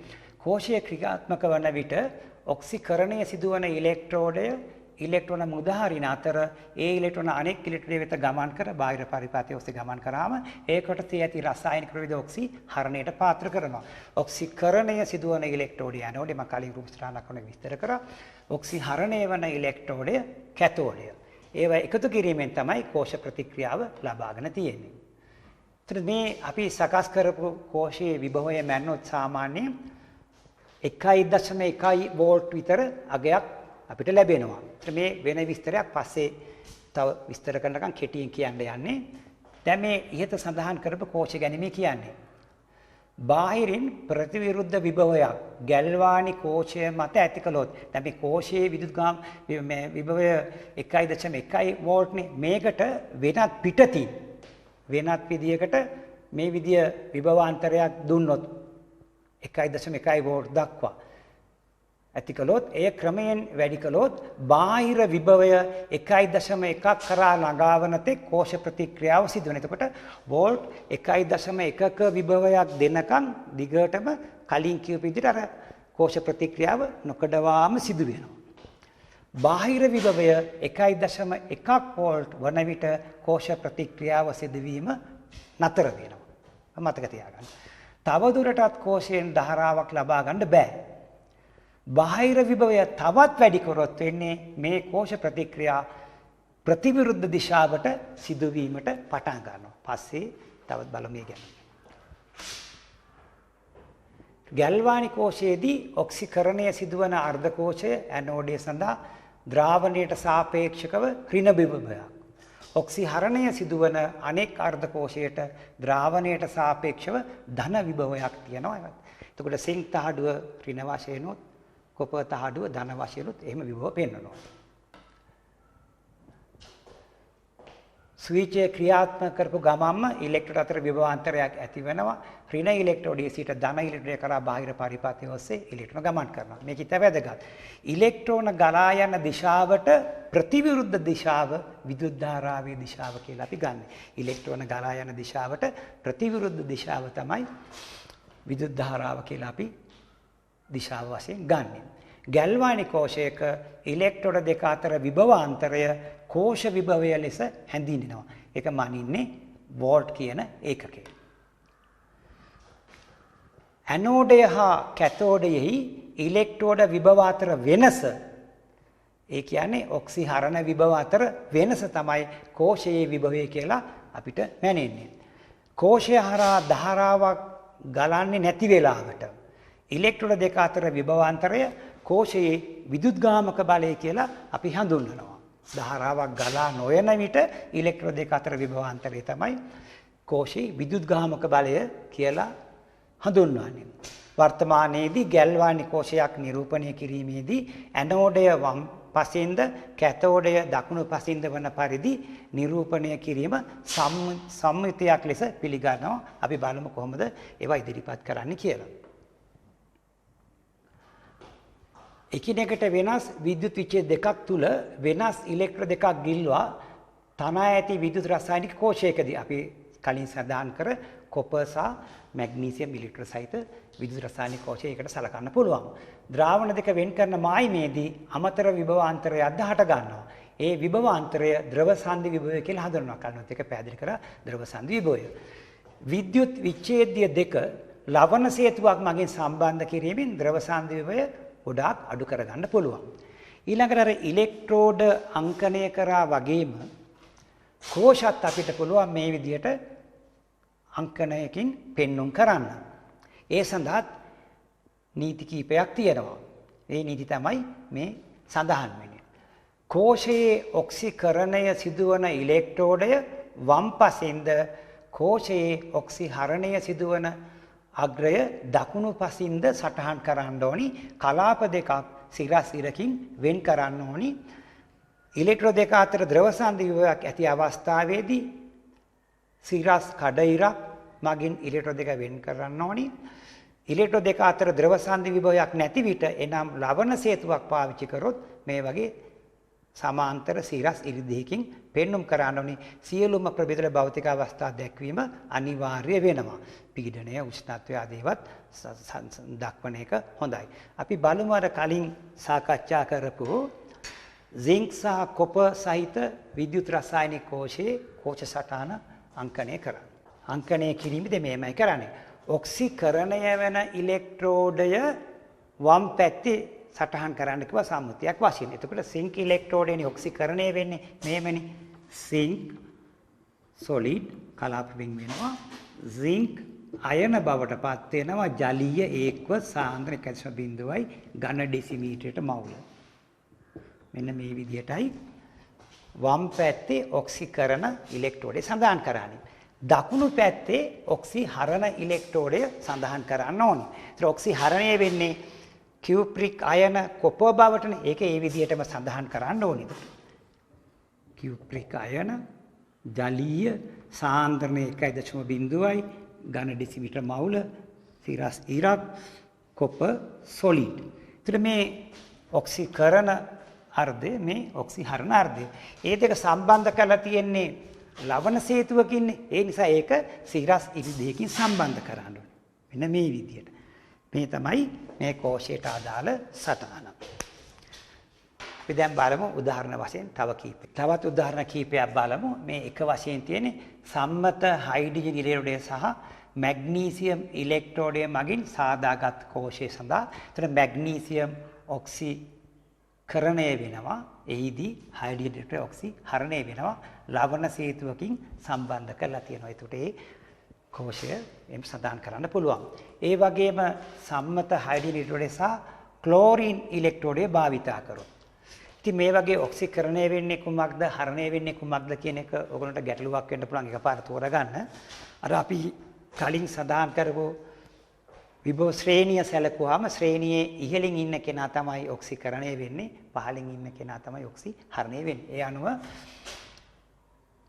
හයිඩ්‍රජන් ඉලෙක්ට්‍රෝඩයට පහළින් තමයි ක්ලෝරින් වල ඉලෙක්ට්‍රික් විභවය තිබ්බේ. ඒ නිසා මෙතනදී හයිඩ්‍රජන් තමයි ඉලෙක්ට්‍රෝඩය තමයි ඔක්සිකරණය වෙන්නේ H2 අණු H ධන ආයන බවට පත් වෙනවා. ඔක්සිහරණය වෙන්නේ ක්ලෝරින් ආයන Cl2 බවට ඔක්සිකරණාංකය ඍණ 1 ඉඳලා බිඳුවට එතන අඩු වෙනවා. මෙතන බිඳුව ධන 1ට වැඩි වෙනවා. ලබන සීතීය සම්බන්ධය තියෙනවා. තුන්වෙනි උදාහරණයේ වශයෙන් තියෙන්නේ වෙනස් එකක්. ඒ හයිඩ්‍රජන් ඉලෙක්ට්‍රෝඩය සහ සිල්වර් ක්ලෝරයිඩ් ඉලෙක්ට්‍රෝඩය භාවිතා කරලා එකම HCl ද්‍රාවණයක් යොදා ගන්නවා විද්‍යුත් විච්ඡේදයක් විදිහට. එතකොට හයිඩ්‍රජන් ඉලෙක්ට්‍රෝඩය සහ සිල්වර් ක්ලෝරයිඩ් ඉලෙක්ට්‍රෝඩය. එතකොට එකම භාජනයක එකම භාජනයක තමයි ඒ ඉලෙක්ට්‍රෝඩ දෙක තියෙන්නේ. එතකොට හයිඩ්‍රජන් ඉලෙක්ට්‍රෝඩය සම්බන්ධ සටහන වෙන්නේ H2 ගෑස් H ධන බවට ඔක්සිකරණය වෙනවා. මේ සිල්වර් ක්ලෝරයිඩ් වල තියෙන සිල්වර් අයන සොලිඩ් වශයෙන් මේ සායනික තියෙන සිල්වර් අයන ඔක්සිහරණය වෙලා සිල්වර් පරමාණු බවට පත් වෙනවා. එතකොට ඒකේ සයුර පටලයක් හෝ ලවණ සේතුවක් නැහැ. එකම ද්‍රාවණයේ HCl ද්‍රාවණය තමයි ඒක ගිහලා තියෙන්නේ. ඒ නිසා කමාවකින් වෙන් කරලා තියෙන්නේ. ඊළඟට කෝෂයක් කරා විදුලි ධාරාවක් ගලා නොයන විට ඉලෙක්ට්‍රෝන දෙක අතර විභවාන්තරය කෝෂ විද්‍යුත්ගාමවල කලිනුත් ඒක සඳහන් කරා. අපිට මේම කෝෂ සටහන ලිව්වට පස්සේ ඒ අංකණයට අනුව ඒ කෝෂවල විදුත්ගාමක බලයන් ගණනය කරන්න පුළුවන් වෙනවා. ඒ සඳහා ඒ සටහනට අනුව කෝෂයේ විදුත්ගාමක බලය කියලා අපි ගන්නේ දකුණු පැත්තේ ඉලෙක්ට්‍රෝඩයේ විභවයෙන් අඩු කරනවා වම් පැත්ත ඉලෙක්ට්‍රෝඩයේ විභවය. එහෙම නැත්නම් කෝෂ සටහන අනුව දකුණු පැත්තේ තියෙන්නේ කැතෝඩයනේ. එතකොට කැතෝඩය ලෙස ක්‍රියා කරන ඉලෙක්ට්‍රෝඩයේ ඔක්සිහරණ විභවයෙන් අඩු කරනවා ඇනෝඩය ලෙස ක්‍රියා කරන ඉලෙක්ට්‍රෝඩයේ ඔක්සිහරණ විභවය. මේ දෙකෙන් ඕනෑම විදිහකට අපිට පුළුවන් වෙනවා ඒ කෝෂයේ විදුත්ගාමක බලය ගණනය කරගන්න. උදාහරණයක් වශයෙන් අපි සකස් කරපු කෝෂය බැලුවොත් මේ කොපර් සහ සිංක් තියෙන එක. එතකොට කොපර් ඉලෙක්ට්‍රෝඩය දකුණු පැත්තේ ලිව්වේ. ඒතර දකුණු පැත්තේ ඒකේ විභවය. එතකොට කොපර් ඉලෙක්ට්‍රෝඩයේ සම්මත ඔක්සිහරණ විභවය ධන 0.3.4 වෝල්ට්. සිංක් ඉලෙක්ට්‍රෝඩයේ සම්මත ඉලෙක්ට්‍රෝන විභවය ඍණ 0.7 වෝල්ට්. මේකට ආදේශ කරාට පස්සේ සුළු කරාම 1.1ක වෝල්ටීයතාවක් ලැබෙනවා කෝෂය සඳහා. අපිට ඕනම් තවත් ඒ වගේ කෝෂයක් අපිට සලකන්න පුළුවන්. ඒ තමයි කොපර් ඉලෙක්ට්‍රෝඩයක් සහ සිල්වර් ඉලෙක්ට්‍රෝඩයක් භාවිතා කරලා සාදන කෝෂය සඳහා අදාළ විභවාන්තරය. එතකොට මේ කොපර් සහ සිල්වර් ඉලෙක්ට්‍රෝඩ දෙක වෙන වෙනම තිබ්බොත් ඒවා සමතුලිතතාවයේ තියෙනවා. අර විද්‍යුත් රසායනික ශ්‍රේණිය දිහා බැලුවම කොපර් ඉලෙක්ට්‍රෝඩයට වඩා පහළින් තමයි සිල්වර් ඉලෙක්ට්‍රෝඩේ තියෙන්නේ. ඒ නිසා මේ කෝෂයේ ක්‍රියාත්මක වෙනකොට කැතෝඩය වශයෙන් ක්‍රියා කරන්නේ සිල්වර් ඉලෙක්ට්‍රෝඩය, ඇනෝඩය වශයෙන් ක්‍රියා කරන්නේ කොපර් ඉලෙක්ට්‍රෝඩය. ඒ අනුවයි කැතෝඩ ප්‍රතික්‍රියාව ඔක්සිහරණය වෙන විදිහට මේ ලියලා තියෙන්නේ. ඒ වගේම ඇනෝඩ ප්‍රතික්‍රියාව කොපර් ඔක්සිකරණය වෙන විදිහට මේම දක්වලා තියෙනවා. ඒතර ඒකෙත් කෝෂ සටහන ලිව්වොත් ඔක්සිකරණය වෙන ඉලෙක්ට්‍රෝඩය වම් පැත්තේ, ඔක්සිහරණය වෙන සිල්වර් ඉලෙක්ට්‍රෝඩය දකුණු පැත්තේ. මේ දකුණෙන් වම අඩු කරලා ඒ අගයන් අනුව අපිට පුළුවන් ඒ විභවය කීයද කියලා ගණනය කරගෙන අපිට එනවා ධන 0.4.6ක් වෝල්ට් කියලා එකට එනවා. එතකොට ඒකේ ක්‍රියාවලිය බැලුවොත් වෙන විදිහකට මේ සමතුලිත දෙක තමයි පරිපථය සම්පූර්ණ කරන්න ඉස්සෙල්ලා කොපර් සහ සිල්වර් ඉලෙක්ට්‍රෝන පැවතුනේ. පරිපථය සම්පූර්ණ කරපු ගමන් කොපර් ඔක්සිකරණය වෙලා ඉලෙක්ට්‍රෝන සාදන. එතකොට සමතුලිත අවස්ථාව මේ වම් පැත්ත මේ දිශාවට ගමන් කරන කොපර් ඉලෙක්ට්‍රෝඩය සඳහා. එයින් ඉවත් වන ඉලෙක්ට්‍රෝඩ බාහිර පරිපථය ඔස්සේ සිල්වර් ඉලෙක්ට්‍රෝඩය කරා ගමන් කරනවා. එහිදී ද්‍රාවණයේ තියෙන සිල්වර් අයන ඒ සිල්වර් තහඩුවෙන් ඉලෙක්ට්‍රෝන ලබාගෙන ඔක්සිහරණය වෙලා සිල්වර් බවට පත් වෙනවා. ඒ සිල්වර් ඉලෙක්ට්‍රෝඩයේ සමතුලිතව මේ අවස්ථාව මේ දිශාවට එහෙම ගමන් කරනවා. මේ පහළින් තියෙන්නේ ඩැනියල් කෝෂයේ ආකාර දෙකක්. ඩැනියල් කෝෂයේ විදුලි රසායනික කෝෂයක් ආකාර දෙකක්. අපි බලමු ඒ සම්බන්ධයෙන්.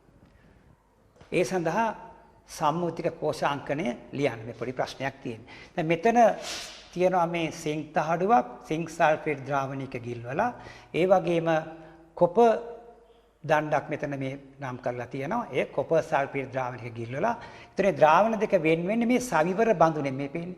මේ සවිවර බඳුනෙන් තමයි ද්‍රාවණ දෙක වෙන් වෙන්නේ. ඒකට ලියද්දී සිංක් අයන බවට ඔක්සිකරණය වෙනවා. කොපර් අයන ධන දෙකේ අයන කොපර් පරමාණු බවට ඔක්සිහරණය වෙනවා.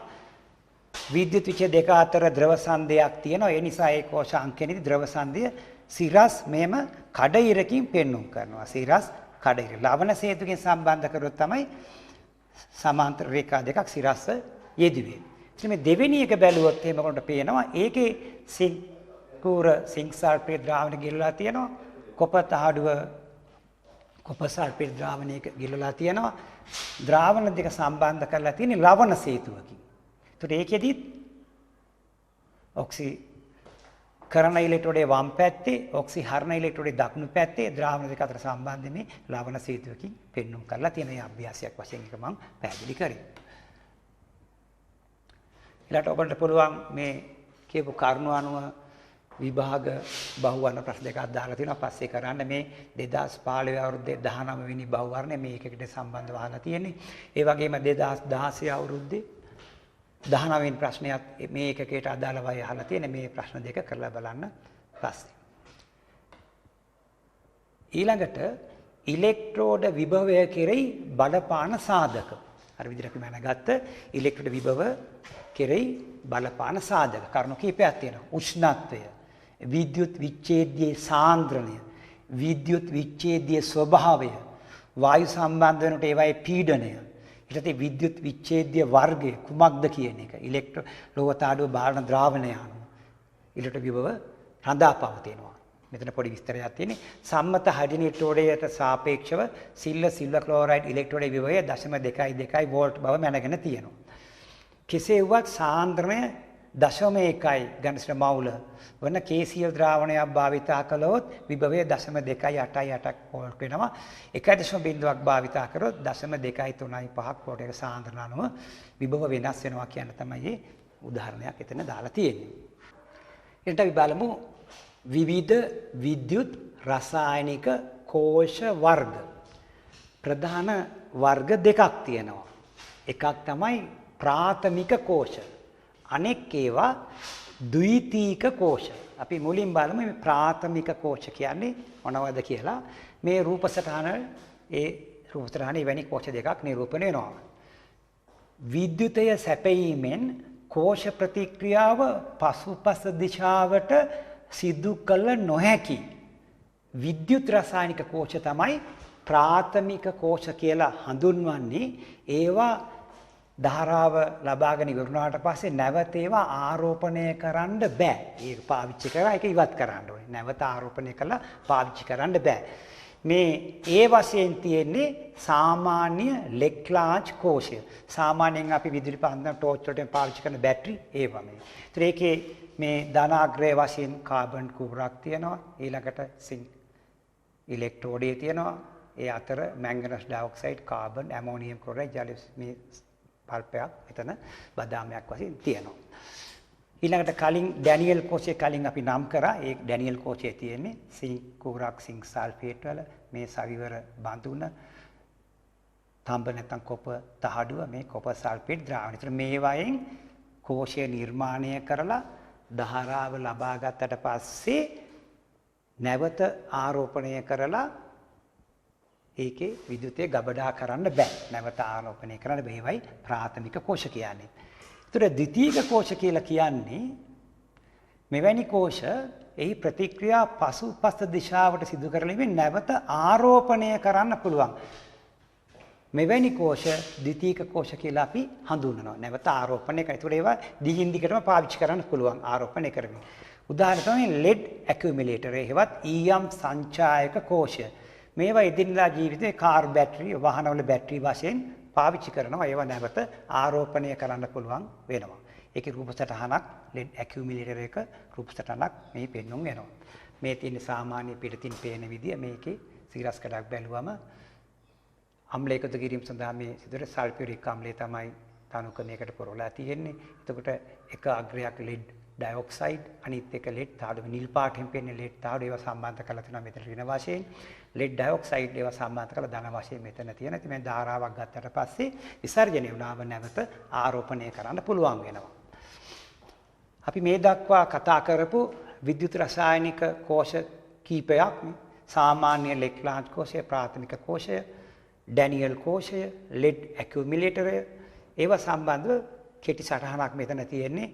ධනාග්‍රය, ඍණාග්‍රය මේ සඳහන් වෙනවා. ධනාග්‍රයේ ප්‍රතික්‍රියාව තියෙනවා කැතෝඩ ප්‍රතික්‍රියාව, ඍණාග්‍රයේ ප්‍රතික්‍රියාව තියෙනවා ඇනෝඩ ප්‍රතික්‍රියාව වශයෙන්, කෝෂ ප්‍රතික්‍රියාව එකතු කරලා ලියලා තියෙනවා. මේ ටික තමයි විද්‍යුත් රසායනික කෝෂ වශයෙන් ප්‍රධාන වශයෙන් මම විස්තර කරේ.